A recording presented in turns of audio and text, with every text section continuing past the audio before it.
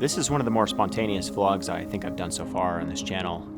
I was down in southern Utah doing some work, and afterwards I finished and I had a few extra days, and I thought, you know, I'm already down here, so I might as well do a bit of photography. So I decided to head across the Colorado Plateau, and that's how I ended up at Bryce Canyon.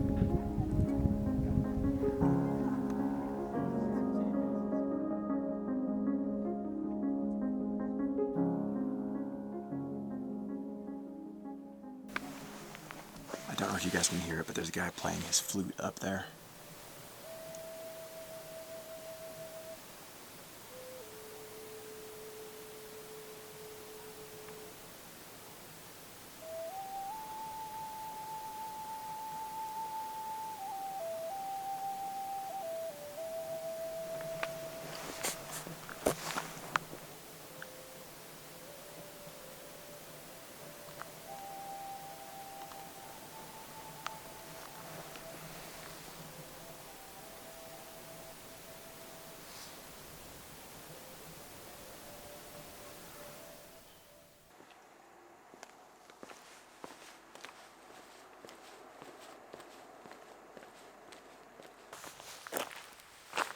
So after a lot of indecision, I've decided to stay here instead of going over to Sunrise for a couple of reasons. First of all, because I think by the time I drove over there, the sun would have risen probably anyways.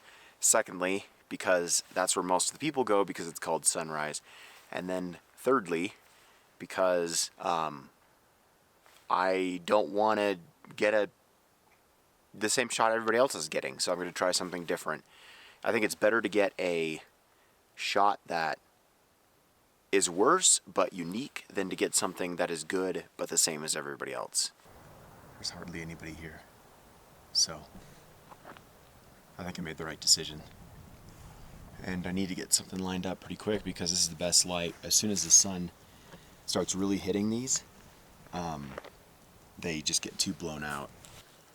So the hoodoos that I like the best are these ones right here that are on the same level as this white sand. And I think what I can do is maybe go in really close on them with a telephoto. I'm at 70 millimeters right now.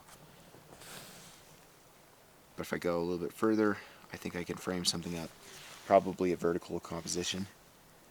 And yeah, that might look really good.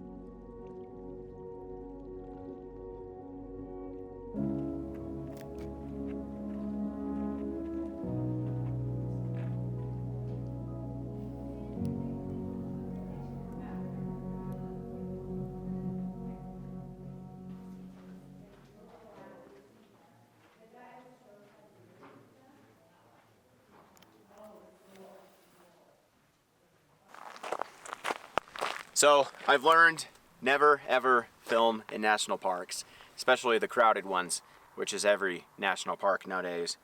It was just a bad experience.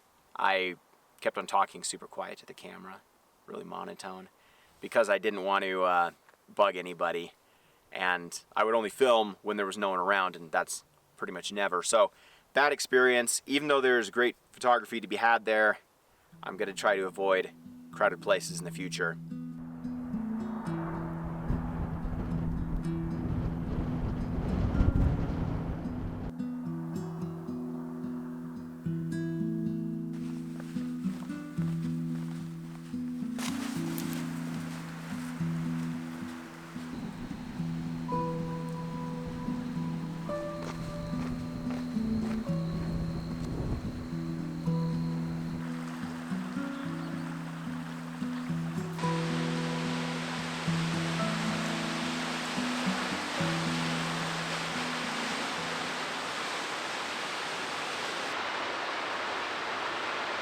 So it looks like there are some people here, but not as many as I thought. That's really good. The other thing that's good about this situation is that I got here so late. I thought it was a 1.5 mile hike. Turns out it's a 3 or 4 mile hike in, and then 3 or 4 back. So, or I thought it was a 1.5 mile in, 1.5 mile back, and it's a 3 in, 3 back.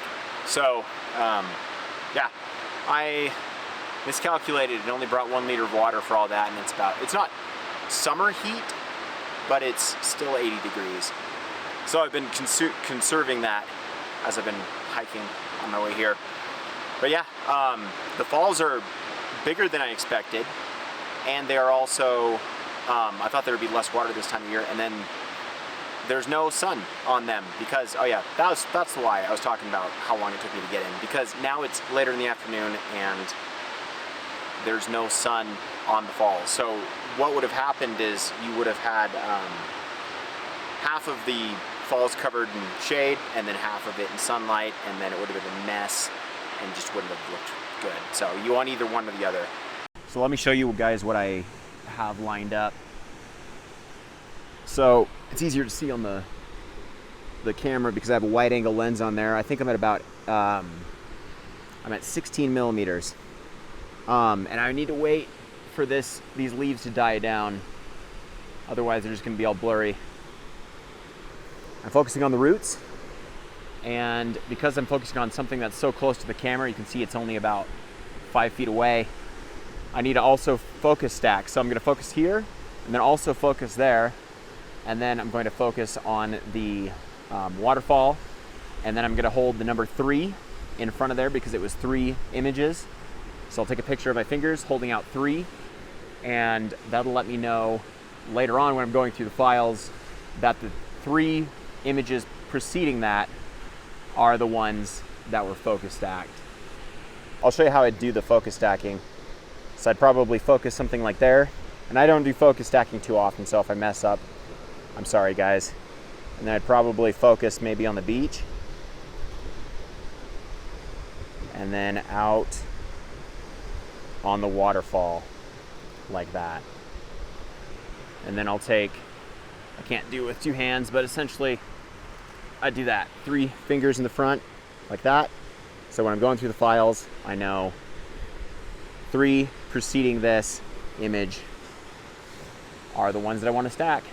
So I've got some people here that are in the shot. So I'm waiting until they're done swimming, and then I'll go ahead and shoot this. I'm having to bring this up almost to ISO 800 just so I can get these leaves to not be blurry.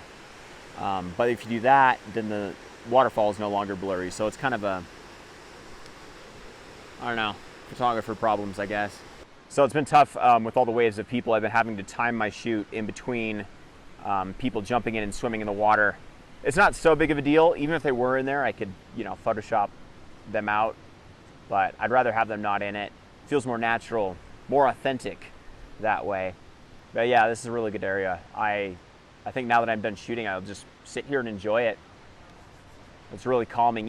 Even with everybody else here, it's easy to focus on what matters, which is, okay, that's probably good.